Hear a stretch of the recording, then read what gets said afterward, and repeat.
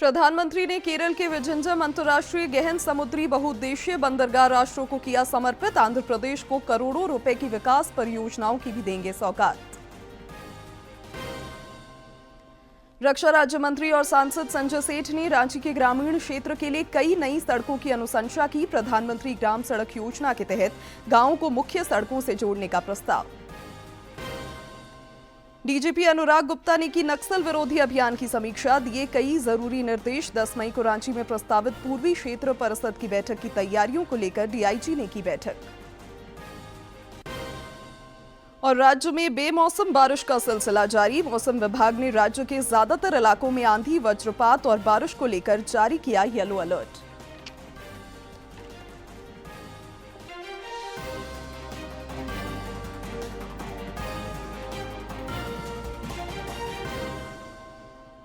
नमस्कार, प्रादेशिक समाचार में आपका स्वागत है। मैं हूं शिवानी कुमारी और अब समाचार विस्तार से। प्रधानमंत्री नरेंद्र मोदी ने आज केरल के विझंजम अंतर्राष्ट्रीय गहन समुद्री बहुउद्देशीय बंदरगाह राष्ट्र को समर्पित किया। प्रधानमंत्री ने बंदरगाह के संचालन भवन का दौरा किया और नियंत्रण प्रणालियों का अवलोकन किया। यह भारत का पहला अर्ध स्वचालित बंदरगाह है। इसके खुलने से वैश्विक समुद्री मानचित्र पर केरल को एक नई पहचान मिलेगी। अपने संबोधन में प्रधानमंत्री ने कहा कि यह बंदरगाह केरल की महत्वपूर्ण परियोजना है। उन्होंने कहा कि इस परियोजना से विदेशी बंदरगाहों पर भारत की निर्भरता कम होगी। इस सी पोर्ट को 8,800 करोड़ रुपए की लागत से तैयार किया गया है। अभी इस ट्रांसशिपमेंट हब की जो क्षमता है वो भी आने वाले समय में बढ़कर के 3 गुनी हो जाएगी। यहां दुनिया के बड़े मालवाहक जहाज आसानी से आ सकेंगे। अभी तक भारत का 75% ट्रांसशिपमेंट भारत के बाहर के पोर्ट पर होता था। इससे देश को बहुत बड़ा रेवेन्यू लॉस होता आया है। ये परिस्थिति अब बदलने जा रही है। अब देश का पैसा देश के काम आएगा। जो पैसा बाहर जाता था वो केरला और विझंजम के लोगों के लिए नई इकोनॉमिक अपॉर्चुनिटी लेकर आएगा। प्रधानमंत्री आज आंध्र प्रदेश का भी दौरा करेंगे। वे अमरावती में 58,000 करोड़ रुपए से अधिक की लागत वाली कई विकास परियोजनाओं का शिलान्यास और उद्घाटन करेंगे। प्रधानमंत्री नरेंद्र मोदी कई विकास परियोजनाओं का उपहार लिए आंध्र प्रदेश जाएंगे। पीएम अमरावती में 58,000 करोड़ रुपए से अधिक की बड़ी विकास परियोजनाओं का शुभारंभ और शिलान्यास करेंगे।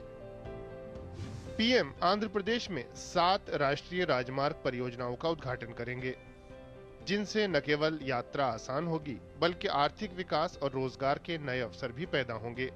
साथ ही तिरुपति और श्रीकालहस्ती जैसे पवित्र धार्मिक स्थलों तक पहुंचने में सुविधा होगी।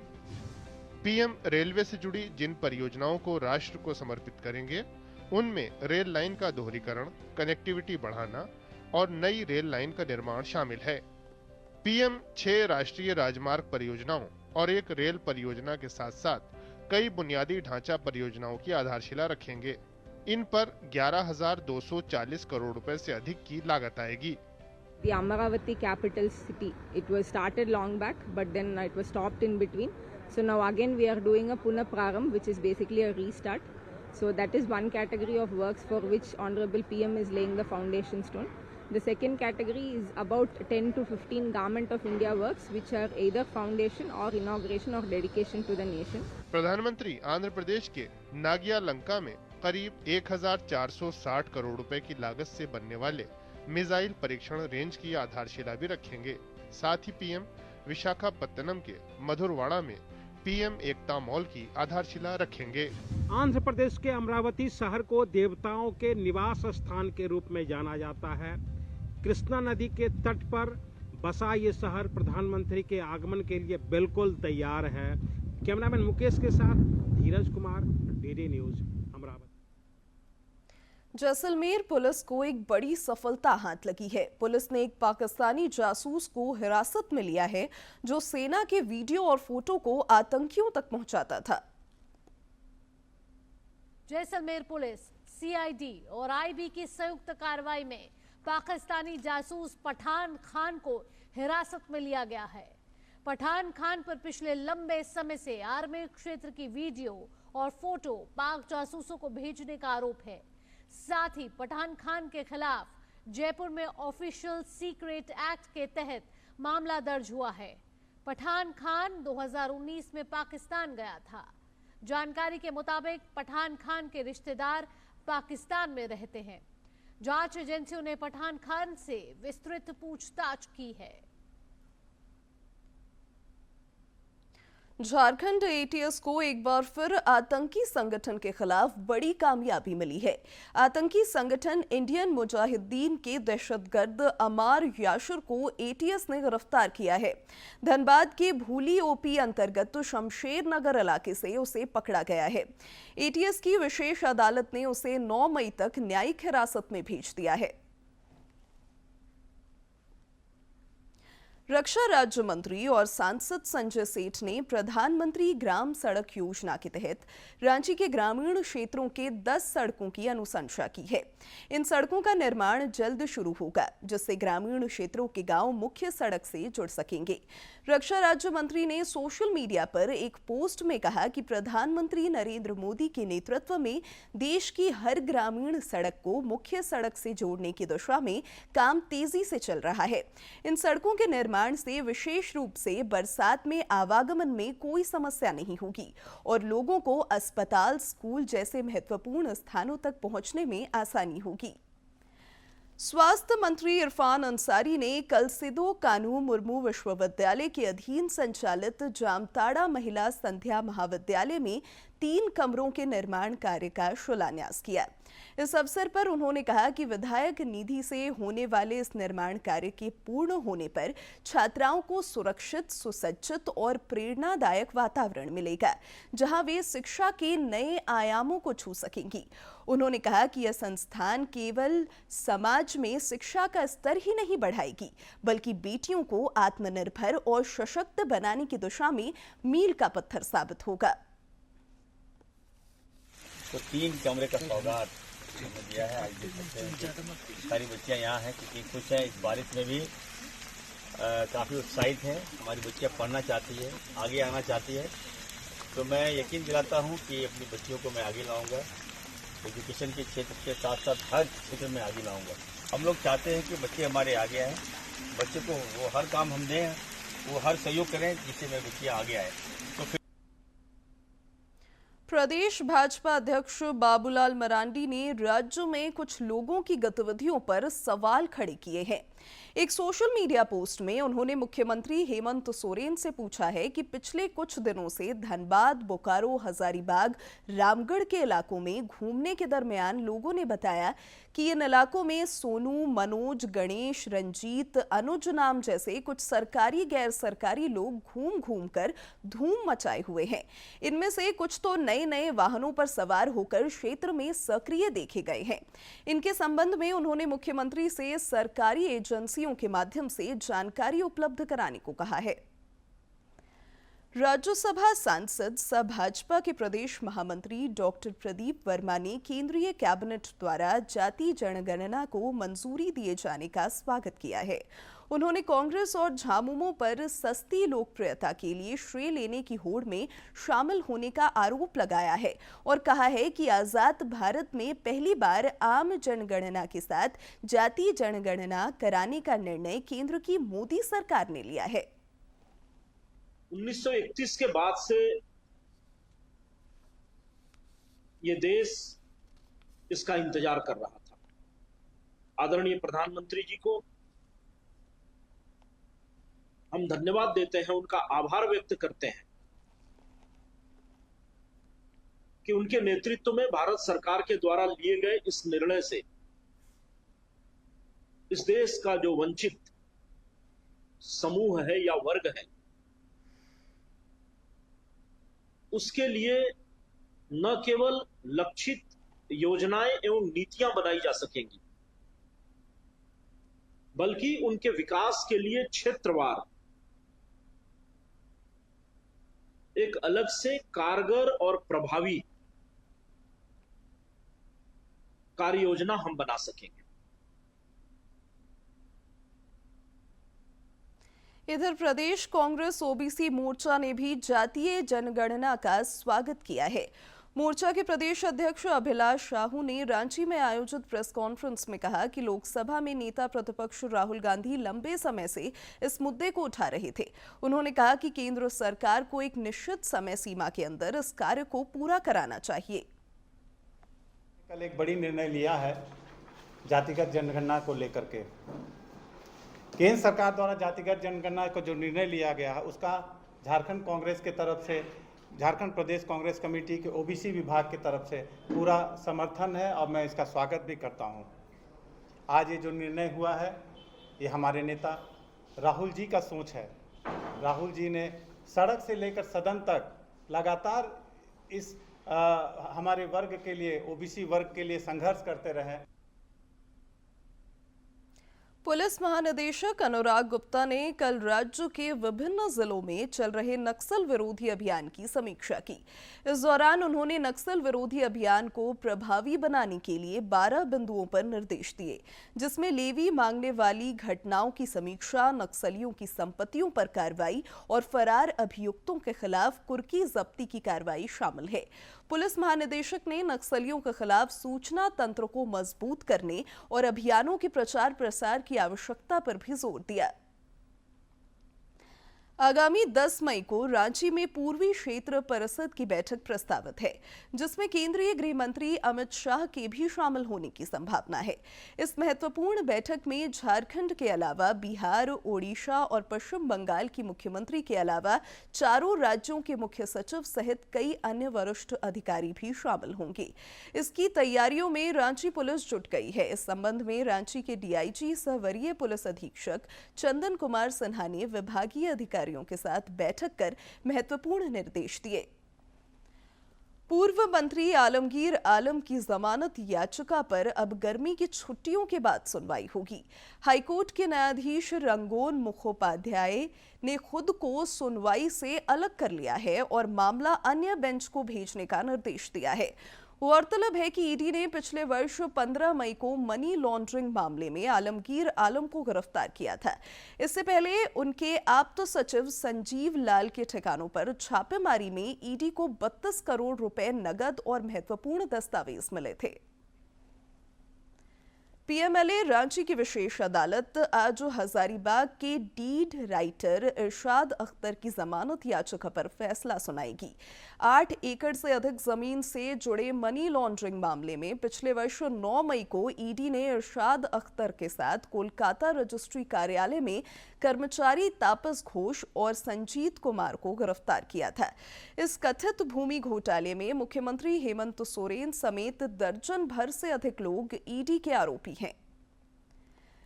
महिलाओं के आर्थिक स्वावलंबन और सशक्तिकरण के लिए सरकार लगातार पहल कर रही है। कई महिलाएं सरकार की मदद और प्रोत्साहन से सफलता की नई इबारत भी लिख रही हैं। दुमका सदर प्रखंड की कविता कुमारी ने दीदी की दुकान से आर्थिक स्वावलंबन और महिला सशक्तिकरण की नजीर पेश की है।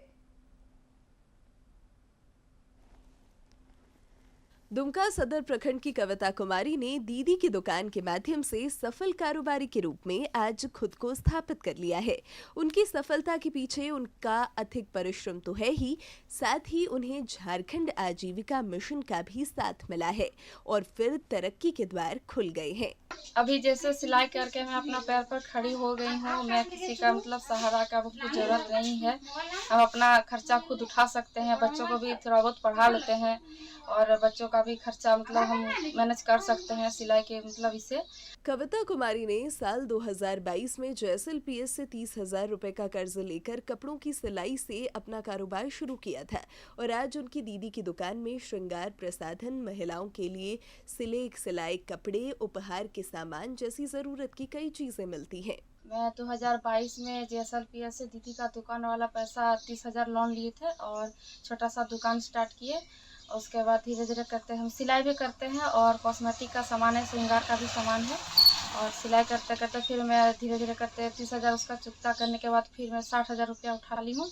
और उसके बाद मैंने एक और मशीन खरीदा। कविता का घर आंगन खुशियों से गुलजार है और परिवार की सभी जरूरतें दीदी की दुकान से प्राप्त आय से पूरी हो रही हैं। वे अब गांव की दूसरी महिलाओं को भी स्वावलंबी बनने के लिए प्रेरित कर रही हैं, साथ ही उनका मार्गदर्शन भी कर रही हैं। JSLPS में हम काम करते हैं, डब्ल्यू का काम करते हैं, इसमें भी काम कर रहे हैं और दीदी लोग को भी मदद कर रहे हैं कि आप लोग भी अपना काम पे मतलब आगे बढ़िए और अपना आत्मनिर्भर बनिए। कविता कुमारी ने अपने हौसलों की उड़ान देकर इस क्षेत्र में महिलाओं के समक्ष उदाहरण पेश किया है, जो अपने दम पर अपनी अलग पहचान बनाना चाहती हैं।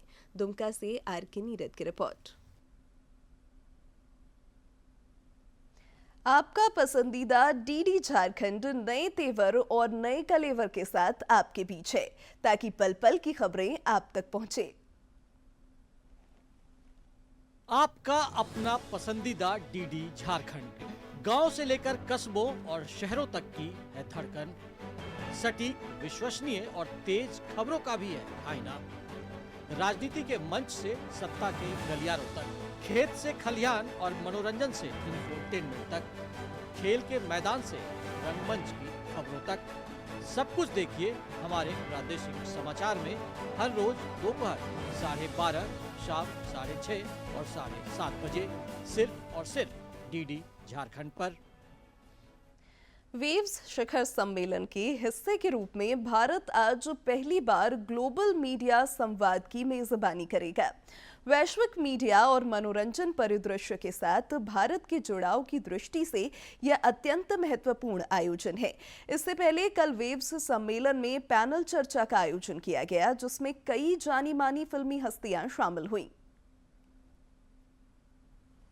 मुंबई में अग्रणी मीडिया, मनोरंजन और प्रौद्योगिकी दिग्गजों का जमावड़ा लगा हुआ है। दरअसल जियो वर्ल्ड कन्वेंशन सेंटर में अपनी तरह के पहले समिट वेब्स का भव्य तरीके से आयोजन किया जा रहा है। सूचना और प्रसारण मंत्रालय द्वारा आयोजित इस प्रमुख कार्यक्रम विश्व ऑडियो विजुअल और एंटरटेनमेंट समिट वेब्स का उद्देश्य इन दिग्गजों को एक साथ मंच पर लाना है। इस दौरान फिल्म जगत की दिग्गज हस्तियां हेमा मालिनी, मोहनलाल और चिरंजीवी ने सेशन के दौरान विभिन्न विषयों पर अपनी बात रखी। दिग्गज अभिनेत्री और सांसद हेमा मालिनी ने प्रधानमंत्री नरेंद्र मोदी का धन्यवाद जताते हुए कहा कि इस शानदार पहल से एंटरटेनमेंट, फिल्म, आर्ट, कल्चर और अन्य सभी क्षेत्रों को फायदा होगा। वहीं फिल्म अभिनेता चिरंजीव ने बताया कि अपने करियर के दौरान उन्होंने दूसरे अभिनेताओं से प्रेरणा ली और नेचुरल एक्टिंग पर ही फोकस किया। अभिनेता मोहनलाल ने कहा कि मलयालम सिनेमा का कंटेंट बहुत समृद्ध है और मलयालम फिल्म सिर्फ फिल्म नहीं बल्कि एक पीस ऑफ आर्ट है। इस बीच the journey from outsider to ruler session के दौरान फिल्मकार करण जौहर के साथ फिल्म जगत की दो दिग्गज हस्तियां शाहरुख खान और दीपिका पादुकोण शामिल हुए। इस दौरान शाहरुख खान ने अपने करियर पर बात करते हुए कहा कि फिल्म इंडस्ट्री से मेरा कोई बैकग्राउंड नहीं था, लेकिन कड़ी मेहनत के बल पर आज मैं इस दुनिया का अहम हिस्सा हूँ। वहीं दीपिका पादुकोण ने जोर देते हुए कहा कि मुझे कभी ऐसा महसूस नहीं हुआ कि मैं बाहर से हूँ। इंडस्ट्री में जगह बनाने के लिए मेरे पास समर्पण, जुनून और दृढ़ संकल्प था, जिसकी वजह से मैं कामयाबी हासिल कर पाई। वेब समिट 4 मई तक चलेगी। इस आयोजन में 90 से ज्यादा देशों के लोग हिस्सा ले रहे हैं, जिसमें 10,000 से ज्यादा प्रतिनिधि, 1,000 क्रिएटर, 300 से ज्यादा कंपनियां और 350 से ज्यादा स्टार्टअप शिरकत कर रहे हैं।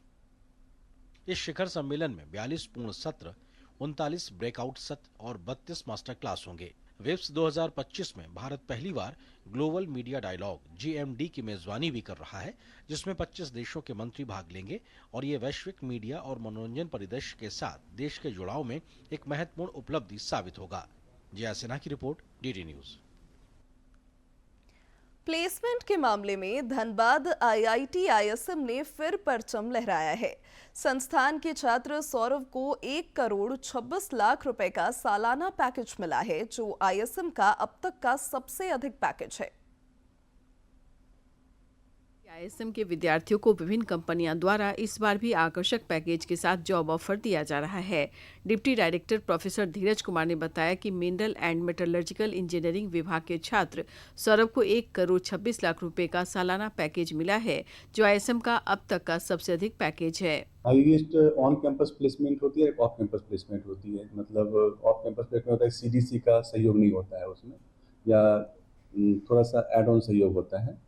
अगर उसको देखेंगे तो ऑफ कैंपस में 1.26 करोड़ का एक बच्चे को मिला है पैकेज, वो आप लोगों को शायद पता होगा पहले से। That is off campus placement. And on campus placement का हाईएस्ट पैकेज हमारा 66 लाख है।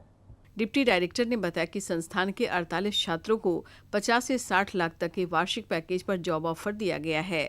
4 ऐसे छात्र हैं जिन्हें 60 लाख से अधिक का पैकेज मिला है। उन्होंने बताया कि करीब 78% छात्रों का प्लेसमेंट हो चुका है। 50 कंपनियां प्लेसमेंट के लिए लाइन में हैं।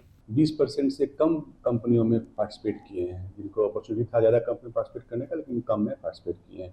ऐसे बच्चे हैं, बट अभी और इम्प्रूव हो जाएगी। अभी जब 41 कंपनी और लगभग 50 कंपनी जो अभी आने वाली हैं, उनके साथ जब कंप्लीट हो जाएगी प्लेसमेंट सीजन हमारी, तो उम्मीद है कि हम पिछले बार से अच्छा और परफॉर्म करेंगे इस बार। धनबाद आईआईटी आईएसएम देश दुनिया की कंपनियों को सालों से अच्छे, कुशल, दक्ष और मेधावी विद्यार्थियों की वजह से आकर्षित करता रहा है। यहां से निकले कई विद्यार्थी राष्ट्रीय और अंतर्राष्ट्रीय फलक पर योगदान दे रहे हैं। धनबाद से अजय कुमार सिन्हा की रिपोर्ट। उत्तराखंड स्थित श्री केदारनाथ धाम के कपाट आज श्रद्धालुओं के लिए खुल गए। इस मौके पर श्रद्धालुओं पर पुष्प वर्षा की गई। इस दौरान उत्तराखंड के मुख्यमंत्री पुष्कर सिंह धामी समेत कई गणमान्य लोग मौजूद थे। मुख्य पुजारी बागेश्वर लिंग, वेद पाठी, विद्वान आचार्यों की उपस्थिति में शुभ मुहूर्त में कपाट खोले गए। कपाट खुलने के अवसर पर सूबे के मुख्यमंत्री पुष्कर सिंह धामी और केदारनाथ की विधायक आशा नौटियाल भी उपस्थित रहीं। इस विशेष अवसर के लिए केदारनाथ धाम को 108 क्विंटल फूलों से भव्य रूप से सजाया गया।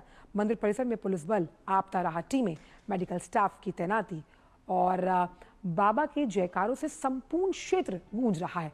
बाबा केदारनाथ के कपाट खुलने के साथ ही आधिकारिक रूप से 4 धाम यात्रा की शुरुआत हो गई।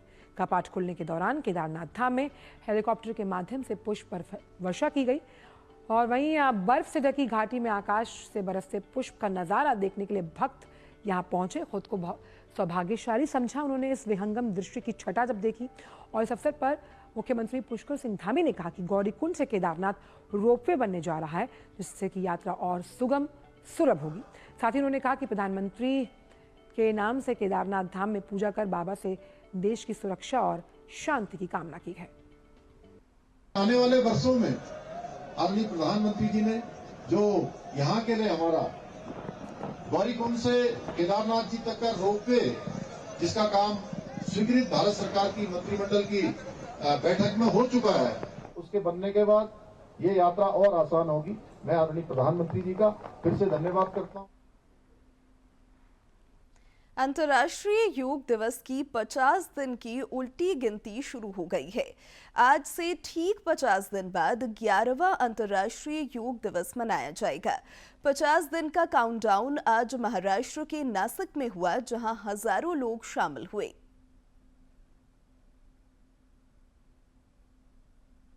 अंतर्राष्ट्रीय योग दिवस 21 जून को मनाया जाएगा। इस साल योग दिवस पर बहुत बड़ा कार्यक्रम आयोजित किया जाएगा। इसकी तैयारी शुरू हो गई है।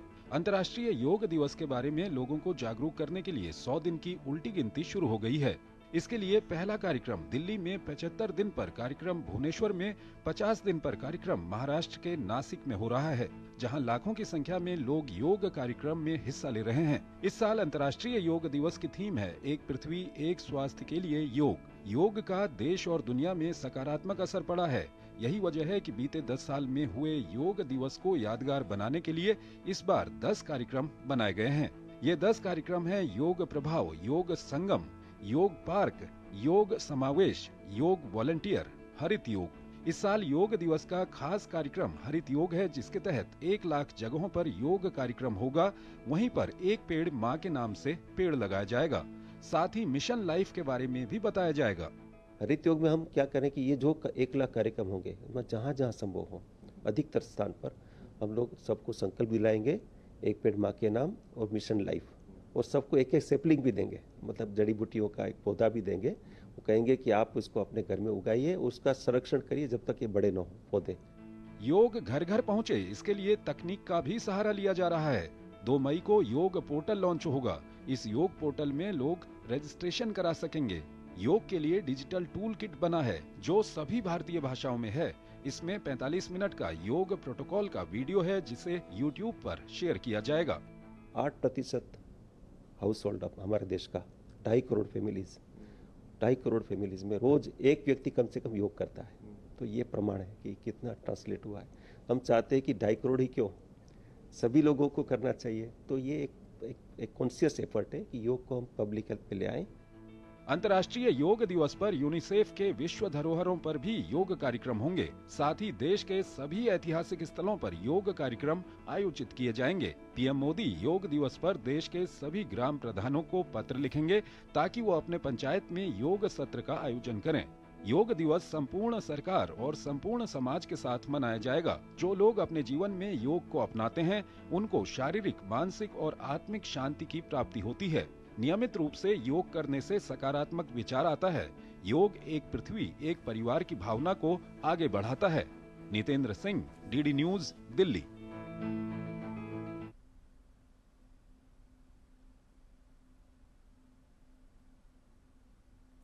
दूरदर्शन झारखंड पर पल पल की खबरों से जुड़े रहने के लिए आप हमारे social media platform x, Facebook, Instagram और यूट्यूब से जुड़ सकते हैं, क्योंकि खबरों से जितना बाखबर रहना जरूरी है उससे ज्यादा जरूरी है सटीक, संतुलित और निष्पक्ष समाचार। हमारा एक्स हैंडल है @DD News Ranchi, Facebook page है DD News झारखंड और इंस्टाग्राम अकाउंट है DD News झारखंड। आप हमें YouTube channel Jharkhand DD News पर भी देख और सुन सकते हैं। और अब अंत में मुख्य समाचार एक बार फिर। प्रधानमंत्री ने केरल के विझंजम अंतर्राष्ट्रीय गहन समुद्री बहुउद्देशीय बंदरगाह राष्ट्रों को किया समर्पित। आंध्र प्रदेश को करोड़ों रुपए की विकास परियोजनाओं की भी देंगे सौगात। रक्षा राज्य मंत्री और सांसद संजय सेठ ने रांची के ग्रामीण क्षेत्र के लिए कई नई सड़कों की अनुशंसा की। प्रधानमंत्री ग्राम सड़क योजना के तहत गांवों को मुख्य सड़कों से जोड़ने का प्रस्ताव। डीजीपी अनुराग गुप्ता ने की नक्सल विरोधी अभियान की समीक्षा, दिए कई जरूरी निर्देश। 10 मई को रांची में प्रस्तावित पूर्वी क्षेत्र परिषद की बैठक की तैयारियों को लेकर डीआईजी ने की बैठक। और राज्य में बेमौसम बारिश का सिलसिला जारी। मौसम विभाग ने राज्य के ज्यादातर इलाकों में आंधी, वज्रपात और बारिश को लेकर जारी किया येलो अलर्ट।